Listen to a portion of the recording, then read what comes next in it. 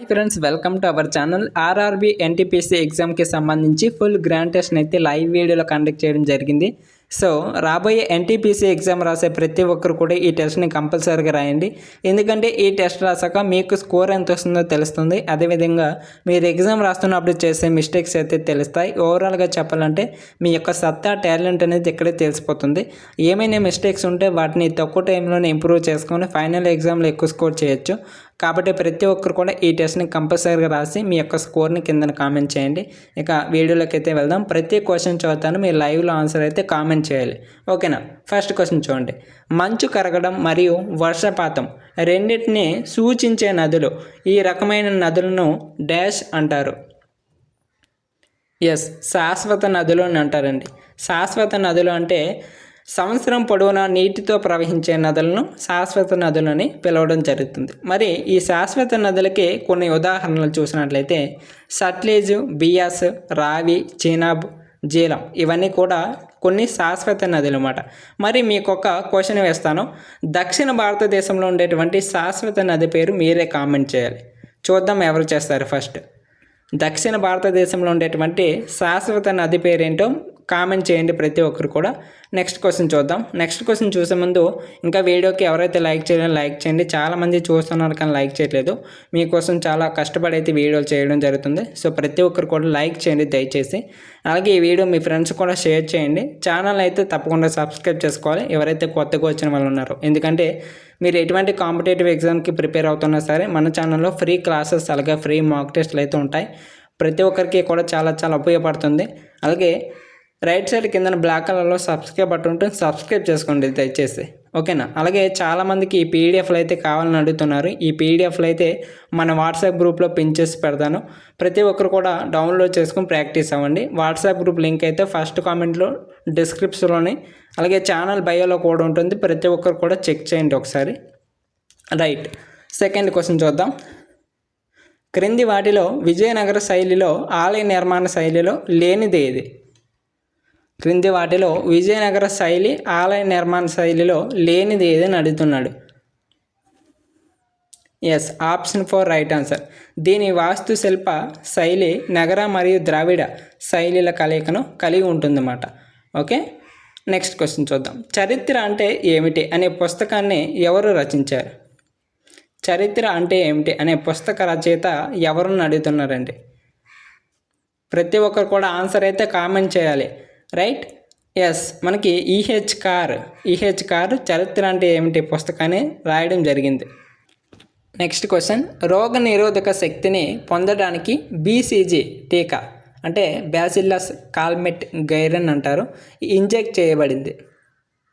అంటే ఏ రోగ నిరోధక శక్తిని పెంచడానికి, అంటే ఏ వ్యాధి యొక్క రోగ నిరోధక శక్తిని పెంచడానికి ఈ బీసీజీ టీకాని ఉపయోగిస్తారు అంటే ఎస్, మనకి క్షయవ్యాధికి రోగ నిరోధక శక్తిని పెంచడానికి బీసీజీ టీకా అయితే వేయడం జరుగుతుంది అన్నమాట. మరి ఈ బీసీజీ టీకా అంటే ఏంటి? ఎస్, బ్యాసిల్లస్ కాల్మెట్ గైరన్ అంటారు. Okay, next question. ఆయుధాల శక్తి కంటే ప్రేమ మరియు జాలి యొక్క శక్తి అనంతమైన గొప్పది అని ప్రకటించిన మహాత్మా గాంధీ రాసిన పుస్తకం ఏది? ఆయుధాల శక్తి కంటే ప్రేమ మరియు జాలి యొక్క శక్తి అనంతమైన గొప్పది అని ప్రకటించిన మహాత్మా గాంధీ రాసినటువంటి పుస్తకం ఏదని అడుగుతున్నాడు. ఎస్, చాలామందికి తెలుసు, హిందీ స్వరాజ్ అండి. హిందీ స్వరాజ్ అనేది మహాత్మా గాంధీ రాసినటువంటి ఒక పుస్తకం. అందులో ఒక విధంగా ప్రకటించడం జరిగింది. ఏ విధంగా అంటే ఆయుధాల శక్తి కంటే ప్రేమ మరియు జాలి యొక్క శక్తి అనేది అనంతమైనది, గొప్పది అని చెప్పడం జరిగింది అన్నమాట. ఓకే, దీనికి సంబంధించిన పుస్తకం ఏంటి? హిందీ స్వరాజ్. చాలా ఇంపార్టెంట్, గుర్తుంచుకోండి. నెక్స్ట్, భారత ఆడిట్ మరియు అకౌంట్స్ డిపార్ట్మెంట్ అడ్మినిస్ట్రేటివ్ హెడ్ ఎవరు? భారత ఆడిట్ మరియు అకౌంట్స్ డిపార్ట్మెంట్ అడ్మినిస్ట్రేటివ్ హెడ్ ఎవరు అని అడుగుతున్నారు. ఎవరండి? ఎస్, కంట్రోలర్ మరియు ఆడిటర్ జనరల్. ఈయన మనకి భారత ఆడిట్ మరియు అకౌంట్స్ డిపార్ట్మెంట్ అడ్మినిస్ట్రేటివ్ హెడ్ అనమాట. Okay, next question. ప్రతి ఒక్కరికి కూడా చెప్పేది ఏంటంటే దయచేసి ప్రతి క్వశ్చన్కి కూడా తప్పైతే తప్పు, ఓకేనా, కరెక్ట్ అయితే కరెక్ట్, ఆన్సర్ అయితే ఏదో ఒకటి కామెంట్ చేయడానికి ట్రై చేయండి. ఎందుకంటే మీరు ఈ క్వశ్చన్స్కి మీరు ఆన్సర్ చేయలేకపోతే రేపొద్దున మీరు డైరెక్ట్గా ఎగ్జామ్ అయితే రాస్తారు. ఓకేనా, అక్కడ ఏ విధంగా రాస్తారనేసి మీకే తెలియాలి. కాబట్టి ప్రతి క్వశ్చన్కి కూడా తప్పు అయితే తప్పు, ఓకేనా, రైట్ అయితే రైట్. ప్లీజ్ కామెంట్ చేయండి. మీరు ఆల్రెడీ ప్రిపరేషన్ అయితే చేసిన వాళ్ళు ఇప్పుడు రివిజన్ అయితే చేస్తారు. మీ యొక్క సత్తా ఎంత అనేది తెలియాలంటే ఇప్పుడు మీరు మీ యొక్క ప్రతిభ మొత్తం కూడా ఇప్పుడు చూపించాల్సి ఉంటుందన్నమాట. మీరు లాస్ట్లో కామెంట్ చేయాలి మీకు ఎంత స్కోర్ వచ్చిందని, అవుట్ ఆఫ్కి ఎంత స్కోర్ వచ్చిందని ప్రతి ఒక్కరు కూడా కామెంట్ చేయాలి. సో ప్రతి ఒక్కరు కూడా ఆన్సర్ చేయండి దయచేసి. రైట్, ఈ క్రింది వాటిలో వాణిజ్యానికి నాన్ టారిఫ్ అవరోధం కానిది ఏది? క్రింది వాటిలో వాణిజ్యానికి నాన్ టారిఫ్ అవరోధం కానిది ఏంటి అంటే ఎస్, పన్నులు విధిస్తున్నారు. ఓకేనా, పన్నులు విధిస్తున్నారు అనేది కరెక్ట్ ఆన్సర్ అండి. ఓకే, నెక్స్ట్, సయ్యద్ రాజవంశ స్థాపకుడు ఖిజర్ ఖాన్ క్రింది ఏ పాలకుల సమయంలో ముల్తాన్ గవర్నర్గా ఉన్నారు?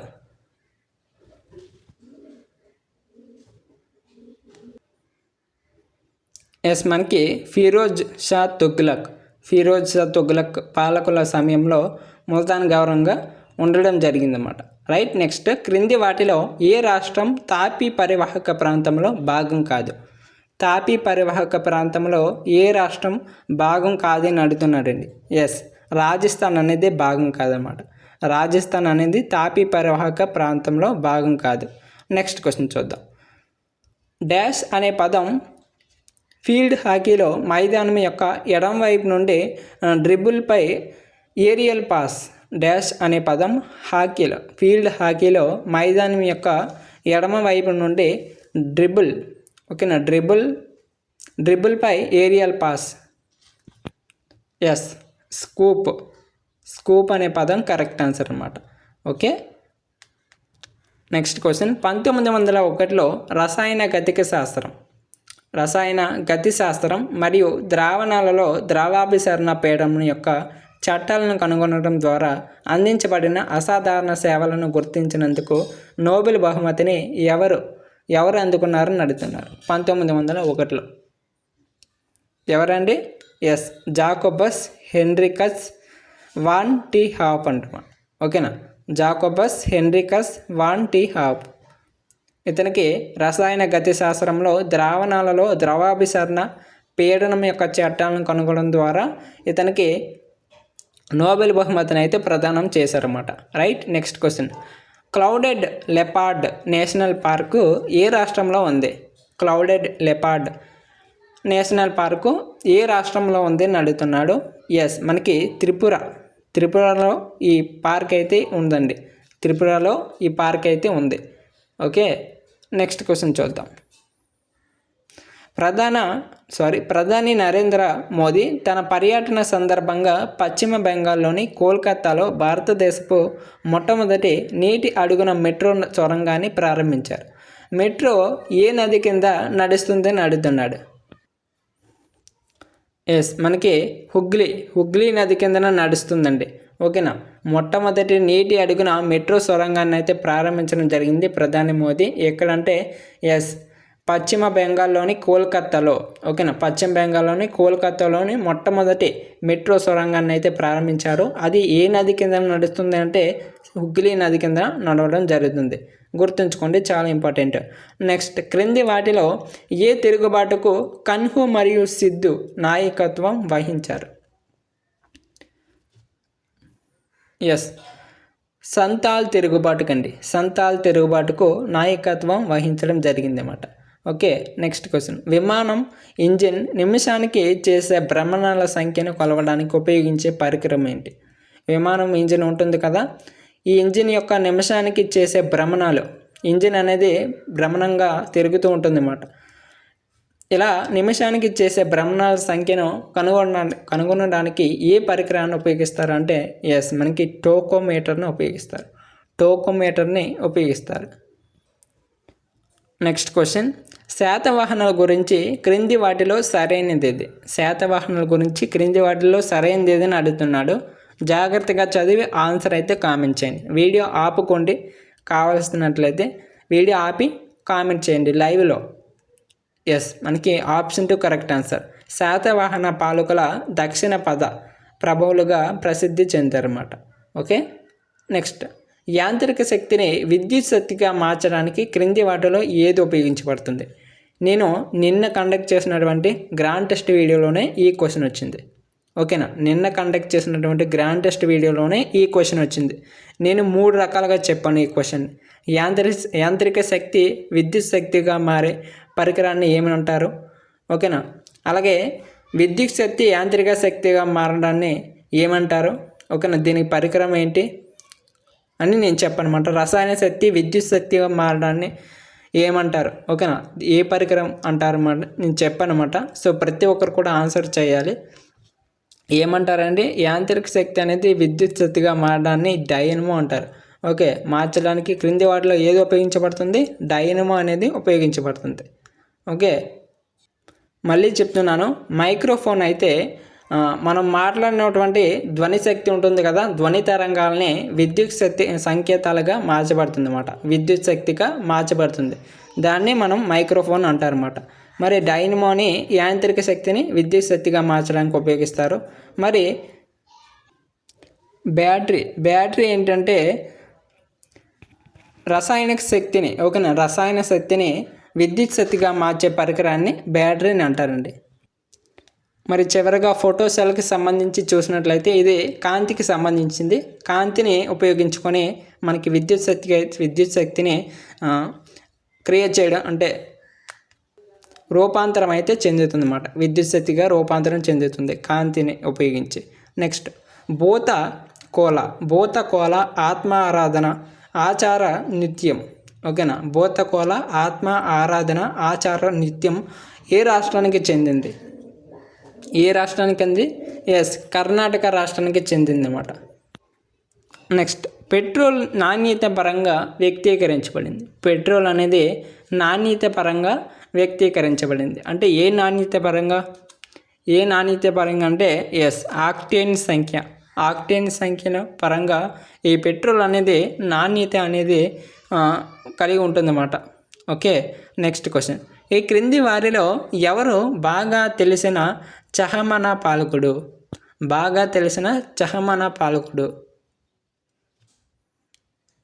ఎవరండి? పృథ్వీరాజ III. నెక్స్ట్ క్వశ్చన్ చూద్దాం.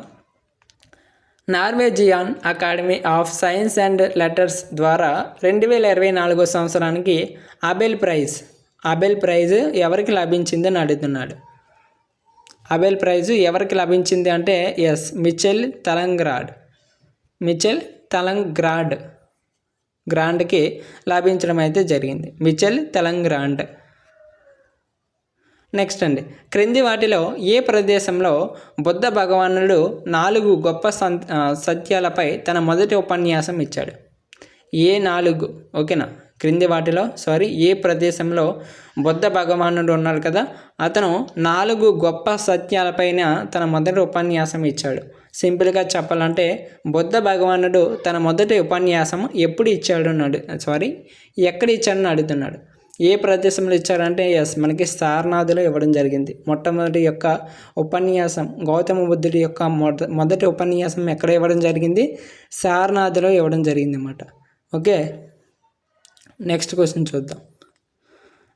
అలాగే మీకు ఒక చిన్న క్వశ్చన్ ఏంటి అంటే బుద్ధ భగవాన్ అంటే గౌతమ బుద్ధుడు ఎక్కడ జన్మించారు అనేది ప్రతి ఒక్కరు కూడా కామెంట్ చేయాలి దయచేసి. ఓకేనా, గౌతమ బుద్ధుడు ఎక్కడ జన్మించారు అనేది కామెంట్ చేయాలి. అలాగే ప్రీవియస్గా నేను దక్షిణ భారతదేశంలో ఉండేటువంటి శాశ్వత నది ఏంటని అడిగాను కదా. చాలామంది చేశారు. కావేరీ నది అండి. కావేరీ నది దక్షిణ భారతదేశంలో ఉండేటువంటి ఒక శాశ్వత నది అనమాట. ఓకే, గుర్తుంచుకోండి, చాలా ఇంపార్టెంట్. నెక్స్ట్ క్రింది వారిలో రాష్ట్రకూట రాజవంశానికి పాలకుడు ఎవరు? రాష్ట్రకూట రాజవంశానికి పాలకుడు ఎవరని అడుగుతున్నారు. ఎవరండి? ధ్రువ అనే అతను రాష్ట్రకూట రాజవంశానికి పాలకుడు.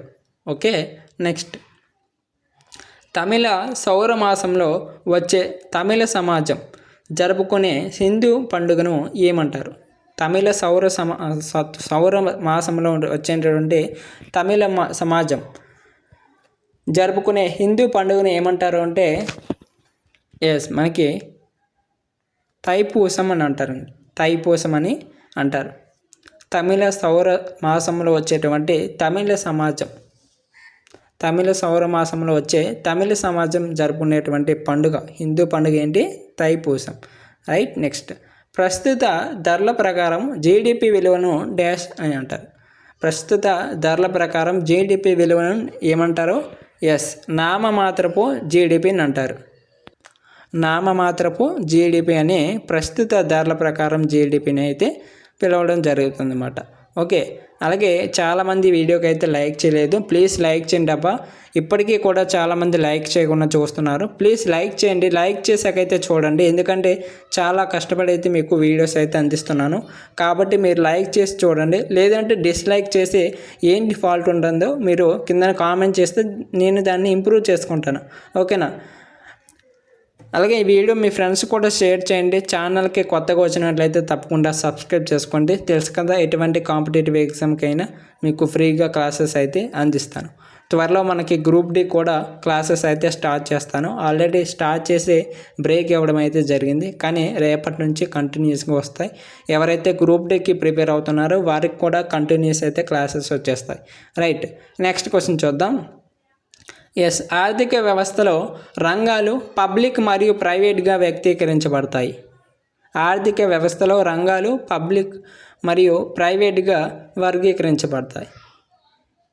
మనకి సంస్థల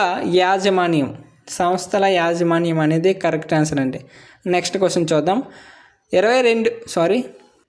2200 మరియు 1900 సంవత్సరాల క్రితం సుదూర ప్రాంతాల నుండి సరుకులను నౌకలు దించుకునే తీర ప్రాంత స్థావరం ఉన్న భారతదేశంలోని క్రింది నగరాల్లో ఏది? భారతదేశంలోని తీర ప్రాంత స్థావరం ఉన్నటువంటి క్రింది నగరాల్లో ఏది? అరికమేడ్ అండి. ఇది పుదుచ్చేరిలో ఉందన్నమాట. అరకమేడు ఎక్కడుంది? పుదుచ్చేరిలో ఉంది, గుర్తుంచుకోండి. నెక్స్ట్, క్రింది వాటిలో కావేరీ డెల్టాలో పాలకుడు విజయాలయ నిర్మించినటువంటి పట్టణం ఏది నడుతున్నాడు? కావేరీ డెల్టాలో పాలకుడు విజయాలయ నిర్మించినటువంటి పట్టణం ఏంటి? తంజావూరు అండి. ఓకే. నెక్స్ట్, మరి విజయాలయ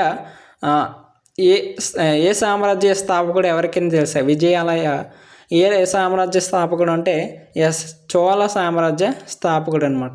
ఓకే, చోళ సామ్రాజ్య స్థాపకుడు. నెక్స్ట్, క్రింది వాటిలో ఏది సరిగ్గా సరిపోలింది అంటే ఏది సరిగ్గా మ్యాచింగ్ చేయబడింది, జత చేయబడింది అంటే లు వేడి గాలి. లు అనేది ఉత్తర భారతదేశంలో మరియు పాకిస్తాన్లో వచ్చినటువంటి పశ్చిమ ఇండో గంగా మైదానం ప్రాంతంపై వీచే ఒక బలమైన గాలి అన్నమాట. ఓకేనా? పొడి వేసవి గాలి అని అంటారు. వీటిని లూ గాలులు అంటారు. నెక్స్ట్, భారతదేశంలో ఏ నేరస్తుడినైనా క్షమించే ఉపసంహరించుకునే లేదా శిక్షను తగ్గించే అధికారం క్రింది వారిలో ఎవరికి ఉందని అడుగుతున్నాడు. ఎవరికి ఉంటుంది? అధ్యక్షుడికి ఉంటుంది. ఓకేనా? అధ్యక్షుడికి ఉంటుంది. నెక్స్ట్, డాష్ అనేది ద్రావణంలో ఉచిత హైడ్రోజన్ అయాన్లను ఉత్పత్తి చేసే రసాయన పదార్థం. డాష్ అనేది ద్రావణంలో ఉచిత హైడ్రోజన్ అయాన్లను ఉత్పత్తి చేసే రసాయన పదార్థం ఏంటి అంటే ఆమ్లము, యాసిడ్ అంటారు. యాసిడ్ అనేది ద్రావణంలో ఉచిత హైడ్రోజన్ అయాన్లను ఉత్పత్తి చేస్తుందండి. ఓకే, H+ అయాన్లను ఉత్పత్తి చేస్తుంది. నెక్స్ట్ క్వశ్చన్ చూద్దాం. ఫ్రమ్ ఏ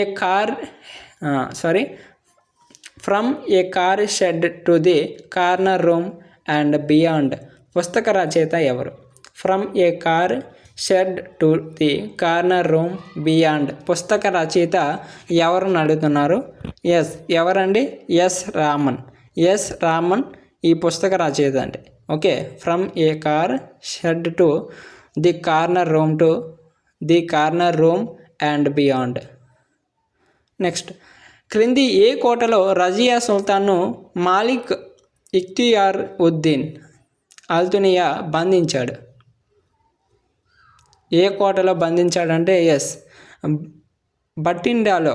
ఓకేనా, బటిండాలో కిలా ముబారక్ అనే కోటలో రజియా సుల్తాన్ను బంధించడం జరిగింది. నెక్స్ట్, గులాంగిరి బానిసత్వం అనే అర్థం వచ్చే పుస్తకాన్ని ఎవరు రచించారు? గులాంగిరి బానిసత్వం అనే అర్థం వచ్చే పుస్తకాన్ని ఎవరు రాశారని అడుగుతున్నారు. ఎవరండి? జ్యోతిరావు పులే. జ్యోతిరావు పులే ఎప్పుడు రాశాడంటే 1873లో రాయడం జరిగింది. 1873లో రాయడం జరిగింది అన్నమాట. నెక్స్ట్, క్రింది నుండి బాబర్ గురించి తప్పు ప్రకటన గుర్తించండి. అంటే క్రింది వాటిలో బాబర్ గురించి తప్పుగా ఉన్న ప్రకటన గుర్తించమంటారు అనమాట. అంటే బాబర్కి సంబంధించి ఏవైతే తప్పుగా ఆప్షన్ ఉందో దాన్ని గుర్తించమంటున్నాడు. ఏంటి అంటే ఆప్షన్ 2 రైట్ ఆన్సర్. పానిపట్టు యుద్ధంలో విజయం సాధించిన బాబర్కు గాజీ అనే బిరుదు లభించింది అన్నమాట. ఇది తప్పు. ఓకే, మరి రైట్ ఏంటంటే బాబర్ కాన్వా యుద్ధం తర్వాత గాజీ అనే బిరుదును పొందారన్నమాట. కాన్వా యుద్ధం, కానీ ఇక్కడ పానిపట్టు ఇచ్చాడు, తప్పు. కాబట్టి రైట్ ఆన్సర్ అది. నెక్స్ట్, వేద శ్లోకాల యొక్క ప్రధాన సేకరణను డాష్ అంటారు? వేద శ్లోకాల యొక్క ప్రధాన సేకరణను డాష్ అంటారు? సంహిత అంటారండి. సంహిత అని అంటారు. నెక్స్ట్ క్వశ్చన్ చూద్దాం. భారతదేశంలో ఏ మంత్రిత్వ శాఖ alliance for global good, gender equity మరియు ఈక్వాలిటీని ప్రారంభించింది అని అడుగుతున్నాడు. ఏ మంత్రిత్వ శాఖ? మహిళా మరియు శిశు అభివృద్ధి మంత్రిత్వ శాఖ. మహిళా మరియు శిశు అభివృద్ధి మంత్రిత్వ శాఖ ప్రారంభించడం జరిగిందన్నమాట. నెక్స్ట్, ఈ క్రింది వాటిలో మొక్కల హార్మోన్ ఏది అని అడుగుతున్నాడు. చాలా ఇంపార్టెంట్. మొక్కల హార్మోన్ వచ్చేసరికి గిబ్బరెలిన్. ఓకేనా, గిబ్బరెలిన్ అంటారు. మరి ఇన్సులిన్, థైరాక్సిన్, ఈస్ట్రోజన్ అనేది మన మానవునికి సంబంధించినటువంటి హార్మోన్స్ అన్నమాట. ఓకేనా, ఇన్సులిన్ అనేది ప్రాంక్రియాటిక్ హార్మోన్ అనమాట, ఇన్సులిన్ అనేది. మరి థైరాక్సిన్ అనేది థైరాయిడ్ గ్రంథికి సంబంధించినటువంటి హార్మోన్. మరి ఈస్ట్రోజన్ అనేది ఎవరికి సంబంధించినటువంటి హార్మోనో మీరే కామెంట్ చేయాలి ఒకసారి. ఓకేనా, ఈస్ట్రోజన్. నెక్స్ట్ క్వశ్చన్ చూద్దాం. కేరళలో ప్రారంభించబడినటువంటి భారతదేశపు మొట్టమొదటి ప్రభుత్వ యాజమాన్యంలోని ఓటీటీ ప్లాట్ఫామ్ పేరు ఏమిటి? చాలా ఇంపార్టెంట్. కేరళలో ప్రారంభించబడిన భారతదేశపు మొట్టమొదటి ప్రభుత్వ యాజమాన్యంలోని ఓటీటీ ప్లాట్ఫామ్ పేరేమిటి అంటే సిస్పేస్ అనేది కరెక్ట్ ఆన్సర్ అండి. ఓకేనా, ఇంగ్లీష్లో సి స్పేస్ అంటారు. ఓకేనా, సి స్పేస్. ఓకే, ఇవి క్వశ్చన్స్ అండి. మీకు టోటల్గా 40 క్వశ్చన్స్ అయితే ఈ టెస్ట్ ద్వారా కండక్ట్ చేయడం జరిగింది. ఇది 9th గ్రాండ్ టెస్ట్. ఆల్రెడీ మన ఛానల్లో 8 గ్రాండ్ టెస్ట్లు అయితే కండక్ట్ చేస్తాం. ఇది 9వ గ్రాండ్ టెస్ట్. ఎవరైతే ఈ గ్రాండ్ టెస్ట్లు అన్నీ కూడా రాయలేదో ఒక్కసారి వెళ్ళి రాసేయండి ఛానల్లోకి వెళ్ళి. ఓకేనా, చాలా చాలా ఇంపార్టెంట్. ఎగ్జామ్ ముందు తప్పనిసరిగా టెస్ట్లు అయితే రాసి తీరాలి. ఓకేనా, ఇంకెంతో టైం లేదు మనకి. చాలా తొందరలోనైతే ఎగ్జామ్ డేట్స్ కూడా ప్రకటించే అవకాశం ఉంటుంది. మనకి అన్ని ఎగ్జామ్ డేట్స్ అయితే వస్తున్నాయి, మనకి ఎన్టీపీసీ ఎగ్జామ్ డేట్స్ అయితే రావట్లేదు. అలానే మీరు ధీమాలో ఉండకండి, ఎందుకంటే మనకి ఎప్పుడైనా రావచ్చు, ఎప్పుడైనా రిలీజ్ అవ్వచ్చు. సో అంతకన్నా ముందు మీరు రివిజన్ చేసుకోవాలా, అలాగే ప్రాక్టీస్ అయిపోవాలి. ఓకేనా, ఈ ఉద్దేశంతో మీకు ఈ టెస్ట్ సిరీస్ అయితే తీసుకురావడం జరుగుతుంది. ప్రతి ఒక్కరు కూడా ప్రాక్టీస్ అవ్వండి. చాలా బాగా ప్రాక్టీస్ అవుతే మంచి రిజల్ట్ అయితే ఉంటుంది. ఓకేనా, అలాగే ఇంకా చాలామంది వీడియోకి అయితే లైక్ చేయకుండా చూస్తున్నారు. ప్లీజ్ లైక్ చేయండి. నచ్చకపోతే డిస్లైక్ చేసి ఎందుకు నచ్చలేదు అనేసి కింద కామెంట్ చేయండి. నచ్చినట్లయితే ప్లీజ్ లైక్ చేయండి, మీకు ఉపయోగపడుతుంది అనే ఉద్దేశంతో ఉంటే. అలాగే ఈ వీడియో మీ ఫ్రెండ్స్కి ఒక్కరికైనా షేర్ చేయండి. మీ ఫ్రెండ్స్ ఉంటారు కదా, ఎన్టీపీసీకి ప్రిపేర్ అయిన వాళ్ళు, గ్రూప్ డీకి ప్రిపేర్ అయిన వాళ్ళు, తెలుసు కదండి same syllabus. So please share చేయండి. అలాగే ఛానల్కి కొత్తగా వచ్చినట్లయితే సబ్స్క్రైబ్ చేసుకోండి. ఎందుకంటే రేపు వచ్చినటువంటి క్లాస్ వీడియో మీకు రావాలంటే తప్పకుండా సబ్స్క్రైబ్ కావాలి. సో ప్లీజ్ రైట్ సైడ్ ఉన్న బ్లాక్ కలర్లో సబ్స్క్రైబ్ బటన్ ఉంటుంది. సబ్స్క్రైబ్ చేసుకుని మన వాట్సాప్ గ్రూప్లో జాయిన్ అయినట్లయితే ఎటువంటి అప్డేట్ ఉన్నా సరే మీకు వెంటనే పెడతానమాట. యూట్యూబ్లో పెట్టకపోయినా వాట్సాప్ గ్రూప్లో ప్రతి ఒక్క అప్డేట్ అయితే మీకు ఇస్తాను. ఓకేనా. వాట్సాప్ గ్రూప్ లింక్ ఫస్ట్ కామెంట్లో, డిస్క్రిప్షన్లో, ఛానల్ బయోలో కూడా ఉంటుంది. ఒకసారి మూడిట్లో చెక్ చేయండి. రైట్, ఇది మరి వీడియో. Thanks for watching. జై హింద్.